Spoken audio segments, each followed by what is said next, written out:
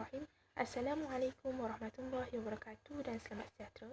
Saya Nur Fatin Syamil binti Aziz A163061 pada hari ini akan membentangkan projek akhir bagi LMCP 2502 Asas Pengangkutan Bandar.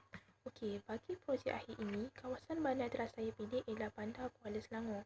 Okey, secara umumnya, Bandar Kuala Selangor ataupun daerah Kuala Selangor ini terdiri daripada 9 mukim, iaitu Mukim Api-Api, Bestari Jaya, Icuk, Kuala Selangor, Jeram, Pasangan, Tanjung Karang, Ujung Permatang dan Ulu Tinggi.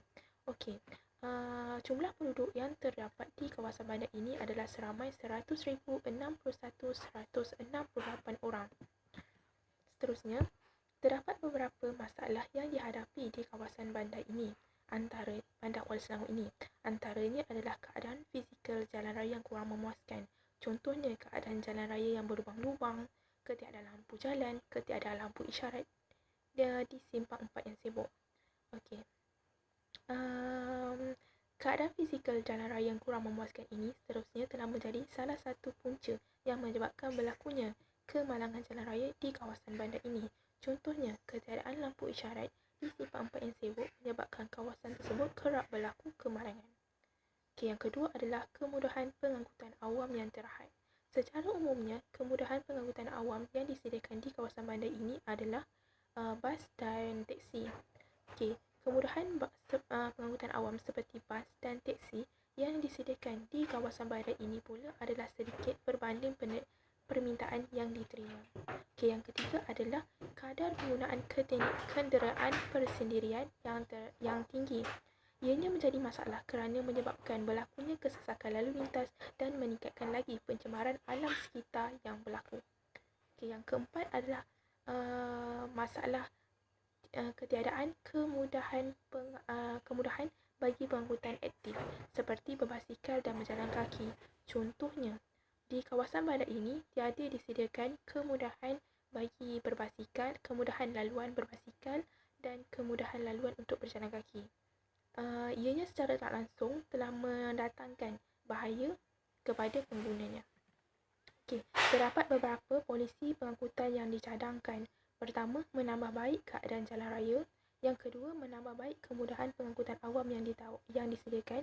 Ianya dengan contohnya dengan menambah bilangan bas awam yang disediakan. Yang kedua, dengan menambah baik kualiti perkhidmatan yang ditawarkan seperti menetapkan jadual perkhidmatan bas ataupun jadual pergerakan bas awam tersebut. Yang ketiga adalah menggalakkan perkongsian kereta atau carpool. Yang keempat adalah menyediakan kemudahan laluan berbasikal dan laluan berjalan kaki.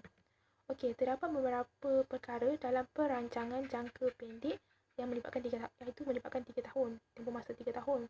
Yang pertama adalah menambah baik kemudahan pengangkutan awam seperti bas dan teksi. Ianya dengan menyediakan perkhidmatan bas yang melalui laluan jalan di kawasan kampung. Yang kedua, menyediakan sistem jejak perkhidmatan awam. Ianya penting bagi membolehkan pengguna untuk mengetahui lokasi semasa dan masa yang perlu diambil oleh sesebuah bas untuk tiba di kawasan ditunggu tu. Okey, yang kedua adalah memasang penenang lalu lintas di kawasan perumahan dan kawasan sekolah. Contohnya dengan membina punggul dan memasang papan tanda amaran had lalu. Yang seterusnya adalah menyediakan kemudahan laluan berbasikal dan laluan berjalan kaki. Okey, yang keempat adalah menambah baik keadaan fizikal jalan raya. Contohnya dengan menyedia dan memasang lampu isyarat di simpang 4 yang sibuk untuk mengelakkan berlakunya kemalangan jalan raya. Okey, yang seterusnya adalah terdapat beberapa perkara yang diambil berat dalam perancangan jangka panjang. Yang pertama adalah menyediakan kemudahan berbasikal yang sistematik. Contohnya dengan menyediakan laluan khas untuk berbasikal. Yang kedua adalah menyediakan kemudahan parking basikal yang selamat dan kondusif. Yang seterusnya adalah membina laluan khas bagi pengangkutan awam seperti bas.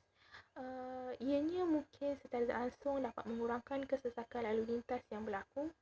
Yang seterusnya adalah di bawah item untuk pengangkutan awam juga perlu disediakan sistem pilihan pembayaran yang mesra pelanggan, di mana pelanggan ataupun pengguna perkhidmatan bas ini diberi pilihan untuk membuat bayaran secara tunai atau secara touch and go mengikut keselesaan dan kesesuaian mereka. Okey, itu sahaja daripada saya. Sekian, terima kasih.